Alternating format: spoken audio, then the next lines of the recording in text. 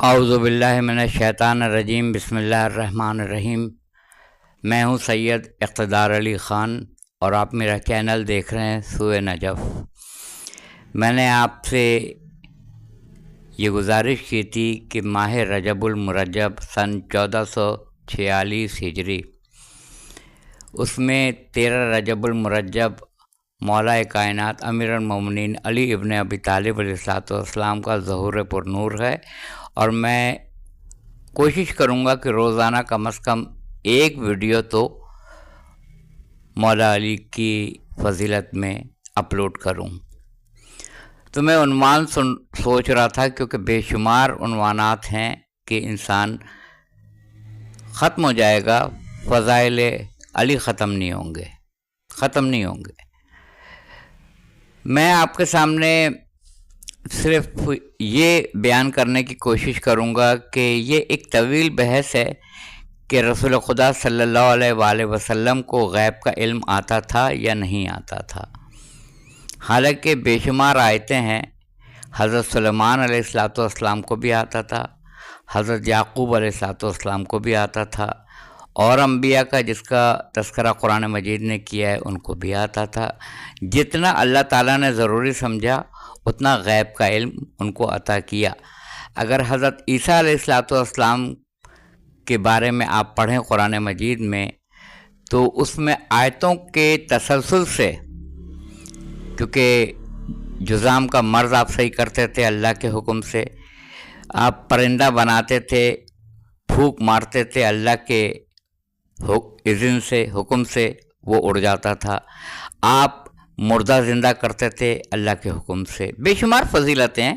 اس میں آخری میں آیتوں میں یہ بھی ہے کہ میں یہ بتا سکتا ہوں کہ اس وقت تم کیا کھا کے آئے ہو، پڑھ کے بتا رہا ہوں میں آپ کو، اور میں یہ بھی بتا سکتا ہوں کہ تمہارے گھر میں کیا کیا اشیاء رکھی بھی ہیں، یہ غیب ہے۔ تو یہ تو دور کی بات ہے کہ ہمارے نبی اکرم حضرت محمد مصطفیٰ صلی اللہ علیہ وآلہ وسلم کو آتا تھا یا نہیں آتا تھا۔ چلیے مختصر ترین گفتگو کر کے یہ بتاتے ہیں کہ رسول خدا صلی اللہ علیہ وآلہ وسلم اپنے سارے جانثار صحابہ کرام رضوان اللہ تعالیٰ اجمعین کے گرد بیٹھے ہوئے تھے۔ اب دیکھیے گا کہ امیر المومنین علی ابن ابی طالب علیہ السلام رسول خدا صلی اللہ علیہ وآلہ وسلم کے مفہوم کو، حکم کو کس طرح سمجھتے تھے اور اس پہ عمل کرتے تھے، اس پہ غور کیجیے گا۔ ایک شخص آیا اور رسول خدا صلی اللہ علیہ وآلہ وسلم کی شان میں گستاخیاں کرنے لگا، بولنے لگا۔ ظاہر سارے چاہنے والے اصحاب بیٹھے ہوئے تھے، وہ کھڑے ہو گئے، انہوں نے نیام سے اپنی شمشیریں، تلواریں نکال ڈالی، اور رسول خدا صلی اللہ علیہ وآلہ وسلم ارشاد فرماتے ہیں، جاؤ علی، اس کی زبان کو قطع کر دو۔ اب یہ کہیں نہیں ملتا ہے کہ مولا کائنات نے یہ پوچھا ہو امیر المومنین نے کہ یا رسول اللہ کس چیز سے زبان کو کاٹوں، کس چیز سے، نہیں پوچھا۔ آپ اٹھے اور اس شخص کو اپنے ساتھ اس ہمراہ لیا اور جانے لگے۔ کچھ چاہنے والے اصحاب بھی ساتھ ساتھ پیچھے میں گئے کہ دیکھیں کہ علی زبان کیسے قطع کرتے ہیں۔ غور طلب بات ہے یہ۔ دیکھا کہ امیر المومنین علی ابن ابی طالب علیہ السلام وہ بیت المال تشریف لے گئے، اور وہاں سے اس کو کچھ رقم ادا کی جو اس کی حاجت تھی، وہ دعائیں دیتا ہوا، سلام کرتا ہوا واپس چلا گیا۔ اب رسول خدا صلی اللہ علیہ وآلہ وسلم کے پاس اصحاب پہنچے اور امیر المومنین علی ابن ابی طالب علیہ السلام پہنچے کہ اللہ کے رسول، آپ پہ ہماری جان قربان، آپ نے کہا تھا کہ اس شخص کی زبان قطع کر دو، مگر علی نے تو جا کے بیت المال سے اس کو نواز دیا ہے۔ تو رسول خدا صلی اللہ علیہ وآلہ وسلم، تاریخ میں لکھا ہوا ہے، مسکرائے اور کہا زبان ایسے بھی قطع کی جاتی ہے۔ کتنا گہرا جملہ ہے، کتنا گہرا مفہوم ہے۔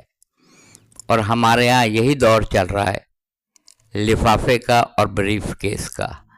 لفافہ دے دو زبان بند ہو جائے گی، بریف کیس دے دو زبان بند ہو جائے گی۔ تو रसूल खुदा सल्लल्लाहु अलैहि वसल्लम समझ रहे थे कि इसकी हाजत इस वक्त क्या है।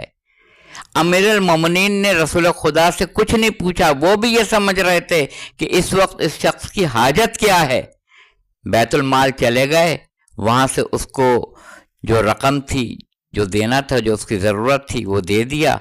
वो सलाम करता हुआ चला गया। अपने असहाब से मुखातिब हुए और कहा ज़बान ऐसे भी क़ता होती है। लिफाफा देने के बाद, रकम देने के बाद ज़बान क़ता हो जाती है। मेरे चैनल सूरह नजफ़ को सब्सक्राइब कीजिएगा। आप कहिएगा मैं आज इतना तैयारी के साथ क्यों बैठा हूँ। ज़ाहिर है जब किसी शख्स पे आप जुल्म करेंगे, और दुनिया मुकाफ़ात अमल है, और जब अल्लाह ताला तेज़ी के साथ, आपके कहने से नहीं, वो मालिक कायनात है, जब उसकी रज़ा होगी, जब उसकी मर्ज़ी होगी, वो उसका रिएक्शन शो करेगा, तो वो पूरी दुनिया टेलीविज़न पे सुन भी रही है और देख भी रही है। तो ज़ाहिर है मुकाफ़ात अमल है, जैसी करनी वैसी भरनी।